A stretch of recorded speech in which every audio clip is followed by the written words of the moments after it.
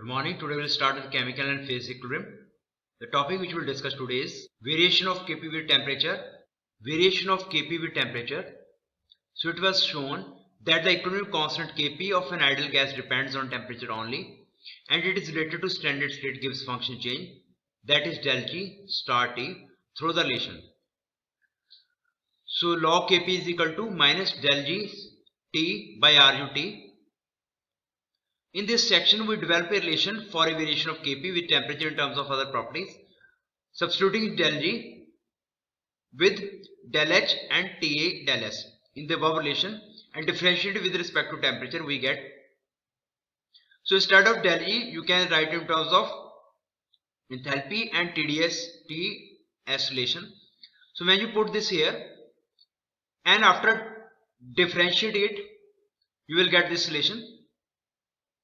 So in this differentiation, because H is a function of temperature, so when you first differentiate, you will differentiate with respect to temperature, and here you will differentiate del H with respect to temperature. So here two variables in this equation, first is your H, second is T. When you put this equation here, so first you will differentiate with respect to temperature, then you differentiate with respect to del H, and then you differentiate with respect to del S. So after differentiate, we will just get this equation. Now we know TdS is equal to dH minus VdP. If pressure is constant, so dP term will 0, TdS is equal to dH. It means here you can replace del H with in terms of TdS, and you when replace this del H with in terms of TdS, that is T d del S is equal to d del H. So instead of d del H, you can write T d del S. When you replace this quantity here, so these two quantities will cancel out. The final equation you will get is this one. So this is the final relation, which is d log Kp by dt is equal to del H T by RUT square. Or instead of this, you can write HRT, where HRT is the enthalpy of reaction at temperature T. Notice that we dropped the subscript star asterisk, which indicates a constant pressure of 1 atmospheric from del H T. So if you drop this, you will get, since the enthalpy of an ideal gas depends on temperature only as independent of pressure, because for ideal gas enthalpy always depends on temperature, it does not depend on pressure. So equation 16-17 is an expression of variation of Kp with temperature in terms of HR. So this is a variation of Kp in terms of HR and is known as Van 't Hoff's equation. Now if you integrate this equation for a temperature range like T1 and T2, you will get this 2 Kp value, Kp2 by Kp1 is equal to HR by Ru bracket 1 by T1 minus 1 by T2. So this equation has two important implications. First, it provides a mean of calculation of HR of a reaction from a knowledge of Kp, which is easier to determine. Second, it shows that exothermic reactions such as combustion process are less complete at higher temperature since Kp decrease with temperature for such reactions. You can also see from this relation, if you know temperature range and corresponding Kp values, you can find HR. Means from these Kp values, if you know Kp value and temperature at different values of temperature, you know Kp values, you can find the enthalpy of reaction. Take this example, enthalpy of reaction of a combustion process. Estimate the enthalpy of a reaction HR for the combustion process of hydrogen. So hydrogen plus half oxygen will form H2O at 2000 Kelvin using the enthalpy data and Kp data. First will be the enthalpy data, second is Kp data. Both the reactants and products are ideal gases. The HR of combustion process of hydrogen at 2000 Kelvin is the amount of energy released at 1 kilomole of hydrogen is burned in a steady flow combustion chamber at a temperature of 2000 Kelvin. So this is enthalpy of your reaction, that is number of moles of product into enthalpy of formation plus this value. Same for number of reactants into enthalpy of formation for reactants plus this is at particular temperature minus this is at the standard temperature. So you can find this value. Substituting all these values here, you will find the enthalpy of reactant becomes equal to this. So this HR, which is enthalpy of reaction, can be found by another methods, that is this formula log Kp2 by Kp1 is equal to HR by Ru bracket 1 by T1 minus T2. Now for space 2 temperature, that at 1800 Kelvin and 2200 Kelvin, two temperature we will take, and for these two temperature we have Kp1 is 18,509 and Kp2 is 869.6. So when you put the temperature range and when you put the corresponding Kp values, you will get HR is equal to minus 251,698 kilojoule per kilomole. So this is the second method with which you can find enthalpy of reaction if you know Kp values corresponding to particular temperature and for that temperature range. Despite the large temperature difference T1 and T2, that is 400 Kelvin, means 1800 and 22 almost 400 Kelvin difference, the two results are almost identical, means this enthalpy of reaction by this method is equal to almost same enthalpy of reaction by from this equation. And even better if smaller temperature interval were used. If you decrease the temperature interval, the result will be more accurate. Phase equilibrium for a single component system. Suppose we had a single component here. So they take this example here. You had the mass of this liquid, that is MF, that is mass of liquid, and this is mass of vapor in a container. So liquid will definitely form into vapor. So definitely some amount of liquid will convert to vapor and some vapor will condense into liquid. So we have to find what is phase equilibrium for a single component system. So single component is we have only liquid of one component, like say water, or you can say we will start with this example, that is phase equilibrium. Wet clothes hung in an open area eventually dry as a result of mass transfer from liquid phase to vapor phase. So during, you can say summer, you can see the clothes will be dried in the open space. So we showed that at the beginning of this chapter that the equilibrium state of a system at a specific temperature and pressure is the state of minimum Gibbs function. So this equilibrium state is a function of Gibbs function, and the equilibrium criteria for reacting or non-reacting system was that Gibbs function, change in Gibbs function must be 0. So in the preceding section we applied the equilibrium criteria to reacting systems. In this section we apply it to non-reacting multiphase system. We know from experience that t-shirts hanging in an open area eventually dries, a small amount of water left in a glass evaporates, and aftershave in an open bottle quickly disappears. These examples suggest that there is a driving force between two phases of a substance that forces the mass to transfer from one phase to another. Means something is driving for this liquid water to evaporate and go into the, you can say, convert into the vapor phase. So what is that driving force? We have to find that. Like in case of heat transfer, what is driving force? Temperature. In case of water flow, what is driving force? That is potential difference or height.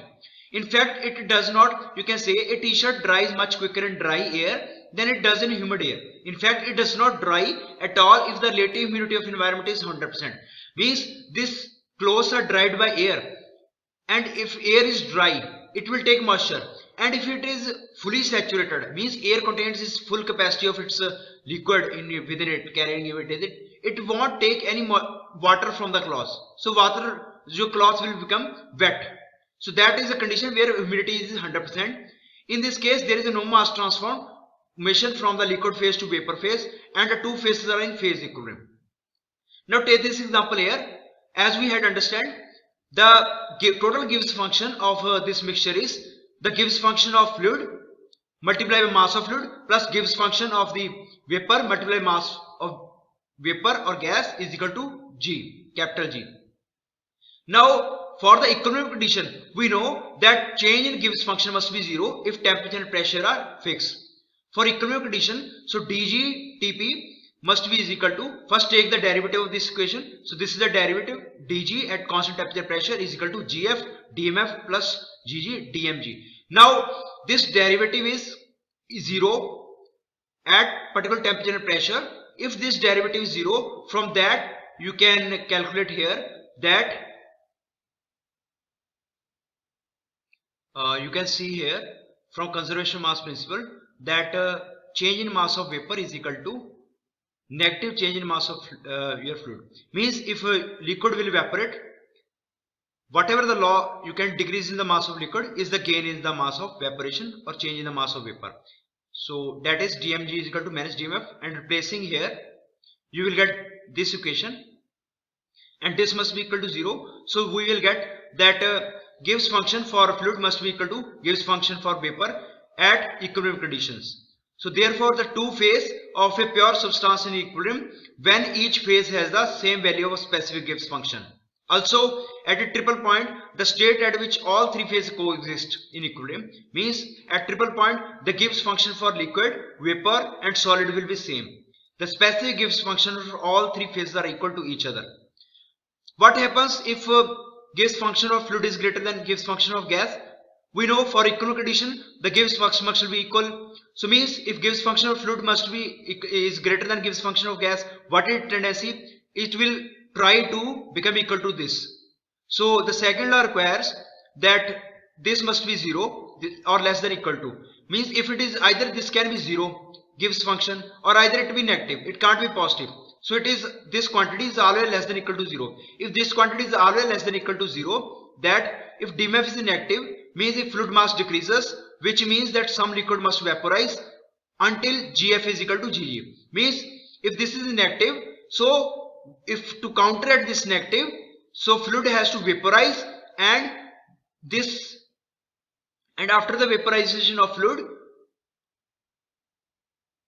until your gf become is equal to gg. Therefore the Gibbs function difference is the driving force for phase change, just as temperature difference is driving force the heat transfer. The phase rule. Notice that a single component two phase system may exist in equilibrium at different temperature or pressure. However, once the temperature is fixed, the system is locked into an equilibrium position, equilibrium state, and all intensive properties of each phase, such as pressure, except their relative amounts, are fixed. Means relative amounts of this liquid and vapor will change, but if your temperature is fixed, the all other properties will automatically get fixed. Therefore a single component means water, here we have single component, two phase, it is in liquid and vapor phase, two phase, has one independent property which may be taken to be the temperature or pressure. Means for this liquid, water, vapor, you can say for these two phase, we need only one independent variable that can define the complete state, and that is, you can write here in generalize this term, and this rule which will define this is called Gibbs phase rule. So here this is the number of independent variables, this is component here is water, that is 1 H2O, this is pH, that is number of phase present in equilibrium. Here we have it is in two phase, liquid and water, plus 2. So say, take example, when phase is 2, component is 1, 2 and 2 will cancel out. So this independent variable is 1. Means to define this condition of water and vapor in two phase, we need only one property, that is temperature. Or if pressure is fixed, it means that is sufficient to define this equilibrium state. For a single component, C is equal to 1, two phase pH is equal to 2, C is equal to 1, pH is 2, system discussed above. For example, one independent intensive property needs to be satisfied. At triple point, what is triple point? When three phase will coexist. So three phase, here will come 3 for triple point, component is 1, so it will become 0. 0 means at triple point, however, pH is equal to 3 and this will become 0, independent variable will become 0. That is, none of the properties of a pure substance at the triple point can be varied. Triple point is fixed. You can't vary any property. It is the only point. It is the only single point where your three phase will coexist. Phase equilibrium for a multi-component system. Many multi-phase systems encountered in practice involve two or more components. A multi-component, multi-phase system at a specified temperature and pressure is in phase equilibrium when there is no driving force, between the different phase of each component. Means this is your component first, this is component second. For n components, the Gibbs function of fluid of first, Gibbs function of gas, Gibbs function for solid, these must be equal for the first components, and the same Gibbs function for fluid, gas, solid must be equal for second components. So Gibbs function of each component must be same in all phase. We could also derive these relations by using mathematical instead of physical argument. Some components may exist in more than one solid phase at a specific temperature and pressure. In this case, the specific Gibbs functions of each solid phase of a component must also be the same for phase equilibrium. In this section, we examine the phase equilibrium of two component system that involve two phase, liquid, vapor in equilibrium. For each system, components are two. For this system, components are two. Phase are two. Components is oxygen and nitrogen, while phase is vapor and liquid. So thus, degree of freedom is 2. If you put in the formula, you will get degree of freedom 2. So component is 2, phase is 2. So degree of freedom will, this is your degree of freedom, will come to be 2.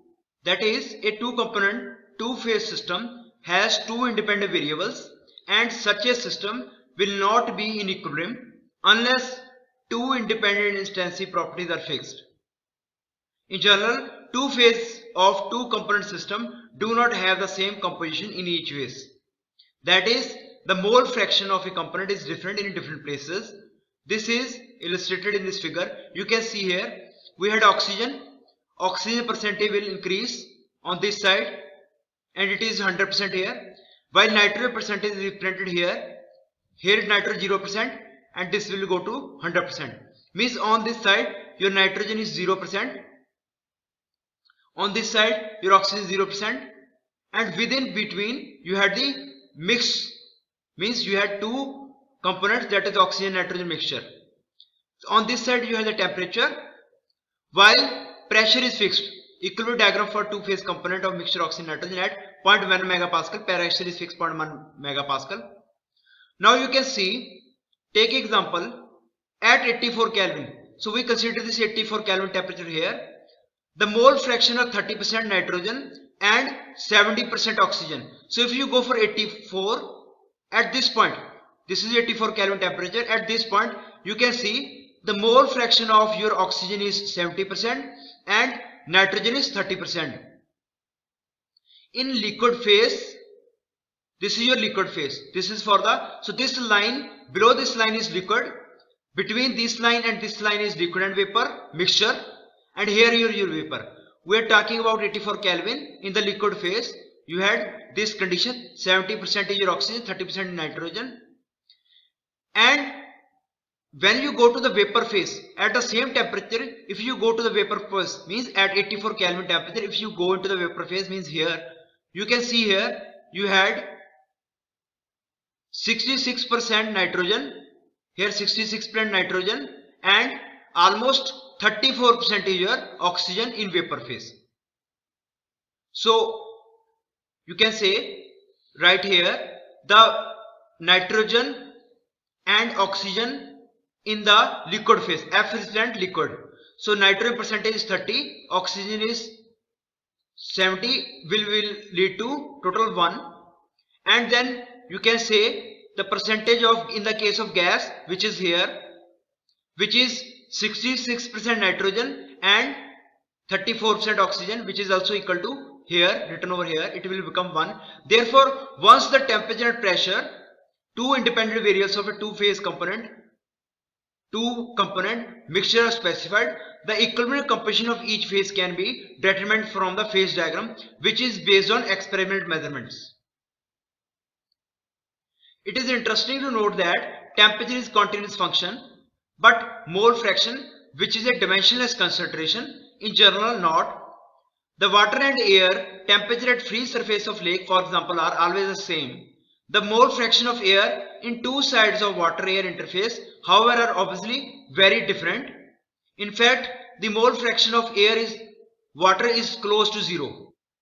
You can see, take the example of here where you had the water in the lake and this is your air. So this is concentration profile. So here you can see there is a jump in concentration of the air, and on this side your water concentration will decrease. So this is YH2O gas side. So this is concentration of water. So in most practical applications, the two phases of a mixture are not in phase equilibrium, since the establishment of phase equilibrium requires the diffusion of species from higher concentration region to lower concentration, which may take a long time. However, phase equilibrium always exists at interface of two species. In case of air-water interface, the mole fraction of water vapor in the air is easily determined from saturation data. So the saturation is similar at solid-liquid interface. Again, a given temperature, only a certain amount of solid can be dissolved in liquid. For example, the solubility of NaCl in water at 310 Kelvin is 36.5 kg per 100 kg of water. And this solubility will change with the temperature. You can see if the temperature will increase, the amount of solubility of salt will increase and the amount of solubility of calcium carbonate in water will increase. So this quantity which is in smaller will called as solute, and the water is called solvent here. So many process. So you can see mass of here salt is equal to mass fraction of salt in liquid side is equal to mass of salt by total mass, which is 36.5 kg of mass of salt divided by total mass is equal to 26%. So many processes involve the absorption of gas into the liquid. Most gases are weakly soluble in liquids such as air in water, and for such dilute solutions, the mole fraction of a species in the gas and liquid phase at interface are observed to be proportional to each other.